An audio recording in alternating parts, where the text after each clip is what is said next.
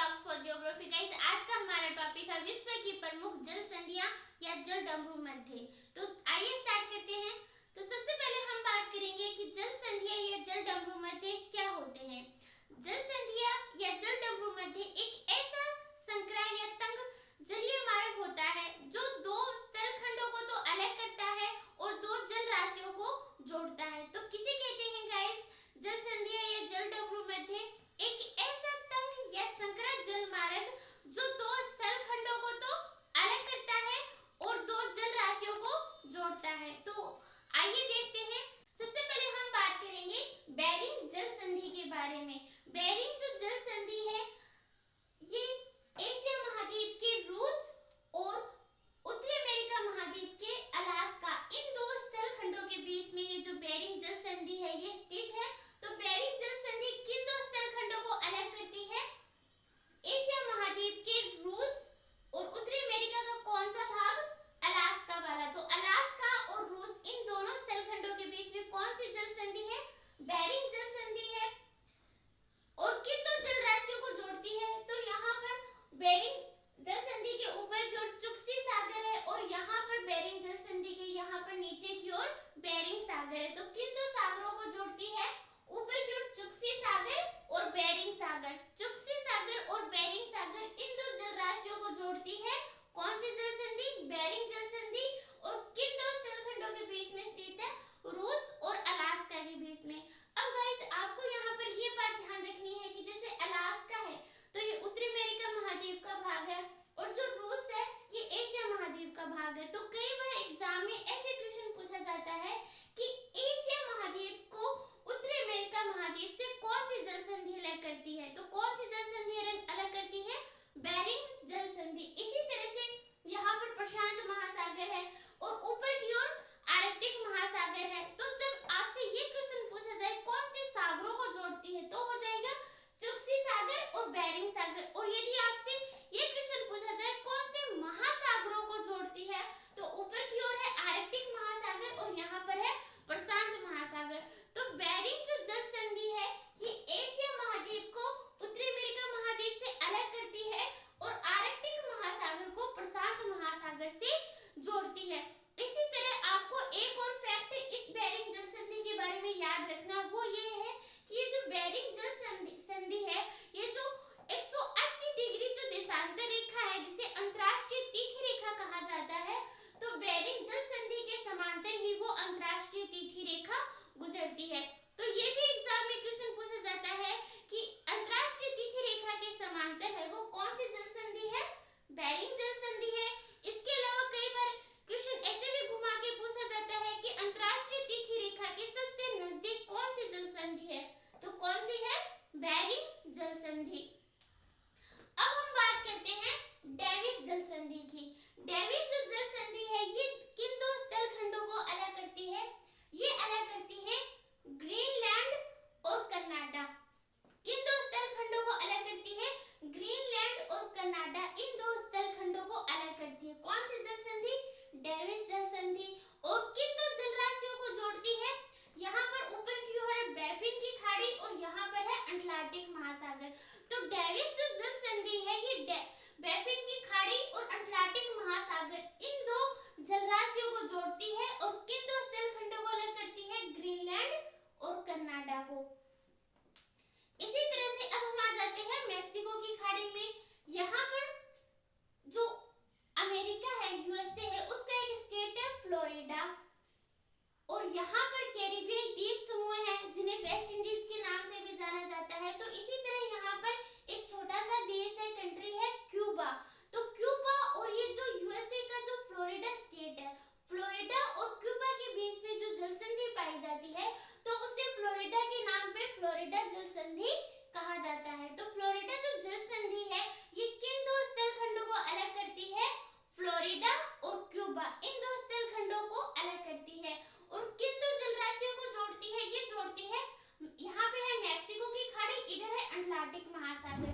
तो मैक्सिको की खाड़ी को अटलांटिक महासागर से जो जल संधि जोड़ती है वो है फ्लोरिडा जल संधि और अलग किसे करती है? फ्लोरिडा और क्यूबा इन दोनों को अलग करती है। इसी तरह से यहाँ पे क्यूबा और मैक्सिको इन दोनों के बीच में एक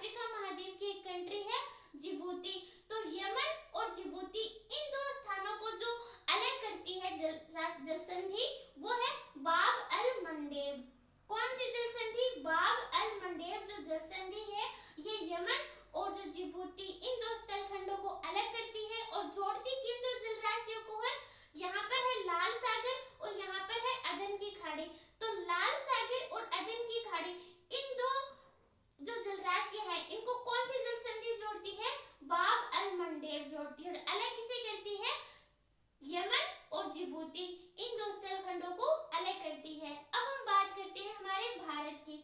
तो भारत के नीचे यहाँ पर श्रीलंका है।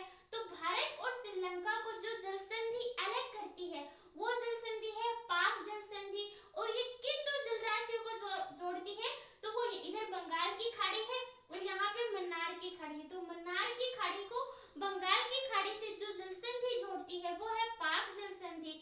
और किन दो स्थानों को अलग करती है? भारत और श्रीलंका, इन दो देशों को अलग करती है। इसी तरह हम जब दक्षिणी एशिया की बात करें तो दक्षिणी एशिया में यहाँ पर ये मलेशिया है और ये यहाँ पर इंडोनेशिया है। तो मलेशिया और इंडोनेशिया इन दो कंट्री को जो अलग करती है जल संधि वो है मलक्का जल संधि। मलक्का जो जल संधि है इसके ऊपर उत्तर की ओर यहाँ पर ये अंडमान द्वीप समूह है। तो यहाँ पर अंडमान सागर पाया जाता है और इधर दक्षिणी चीन सागर है। तो मलक्का जो जल संधि है ये दक्षिणी चीन सागर को किससे जोड़ती है? अंडमान सागर से जोड़ती है। और यहाँ पर जो अंडमान सागर है ये बंगाल की खाड़ी का ही भाग है।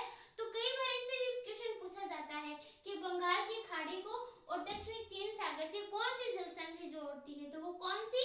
मलक्का जल संधि। किन दो कंट्री को अलग करती है? ये करती है मलेशिया और इंडोनेशिया को। नेक्स्ट जो जल संधि है वो है सुंडा जल संधि। हम सब जानते हैं कि जो इंडोनेशिया है वो कई द्वीपों में बंटा हुआ है। तो इंडोनेशिया के दो प्रमुख द्वीप हैं जावा और सुमात्रा। तो जावा और सुमात्रा इन दो द्वीपों के बीच में जो जल संधि पाई जाती है वो जल संधि कौन सी है? सुंडा जल संधि। जावा के इधर जावा सागर और इधर क्या है? हिंद महासागर। तो ये जोड़ती किन दो जल राशियों को है? जावा सागर और हिंद महासागर।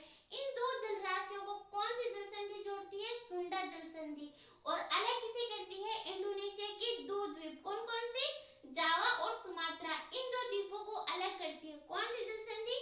सुंडा जल संधि। और किन दो जल राशियों को जोड़ती है? जावा सागर और हिंद महासागर। इसी तरह जब हम ऑस्ट्रेलिया की जल संधियों की बात करें तो ऑस्ट्रेलिया के उत्तर में यहाँ पे है पापुआ न्यू गिनी।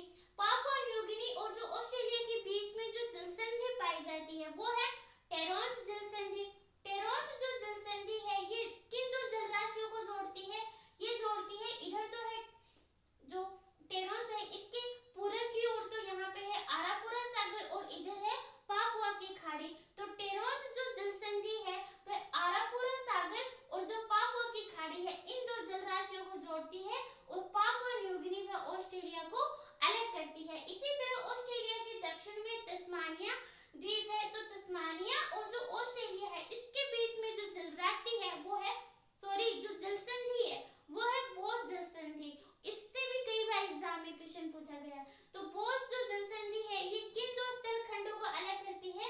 ऑस्ट्रेलिया को तस्मानिया से अलग करती है। और जोड़ती किसको है? यहाँ पे तस्मान सागर है, यहाँ पे दक्षिणी सागर है। तो दक्षिणी सागर को तस्मान सागर से अलग करती है। अब हम आ जाते हैं ऑस्ट्रेलिया के दक्षिण में। ऑस्ट्रेलिया के दक्षिण में यहाँ पे तस्मानिया द्वीप है। तो तस्मानिया को ऑस्ट्रेलिया से जो अलग करती है जल संधि वो है बोस जल संधि। और जोड़ती किसे है? इधर तस्मान सागर और यहाँ पे दक्षिणी सागर है। तो दक्षिणी सागर को तस्मान सागर से जो जल संधि जोड़ती है वो कौन सी है? बोस जल संधि। और ये किन दो स्थल खंडों को अलग करती है? तस्मानिया और ऑस्ट्रेलिया। इसी तरह यहाँ पर न्यूजीलैंड है। न्यूजीलैंड के दो द्वीप है उत्तरी द्वीप और दक्षिणी द्वीप। इन द्वीपों के मध्य में बीच में जो जल संधि पाई जाती है उसका नाम क्या है? कुक जल संधि। तो कुक जो जल संधि है ये न्यूजीलैंड के कौन से द्वीपों को अलग करती है? न्यूजीलैंड के उत्तरी द्वीप को दक्षिणी द्वीप से अलग करती है। और जोड़ती कौन से दो जल राशियों को है? तो इधर तस्मान सागर है और इधर प्रशांत महासागर है। तो कुक जो जल संधि है ये तस्मान सागर को प्रशांत महासागर से जोड़ती है। इसी तरह से एक और जल संधि है ये है सुगारू जल संधि जो कि यहाँ पे जापान के अंदर है। जापान भी कई द्वीपों में बंटा हुआ है। ये यहाँ पे होक्काइडो द्वीप है और ये यहाँ पे होन्शु द्वीप है। तो होक्काइडो द्वीप और होन्शु द्वीप के बीच में जो जल संधि पाई जाती है वो है सुगारू जल संधि। यहाँ पे जापान के पास में जापान सागर और इधर प्रशांत महासागर है। तो जापान सागर को प्रशांत महासागर से जो जल संधि जोड़ती है वो कौन सी है? सुगारू जल संधि। और ये किन दो द्वीपों को अलग करती है? होक्काइडो व होन्शु। इन जापान के दो द्वीपों को अलग करती है और जापान सागर व प्रशांत महासागर जोड़ती है। तो इस तरह हमारा आज का ये जो टॉपिक है ये यही कंप्लीट होता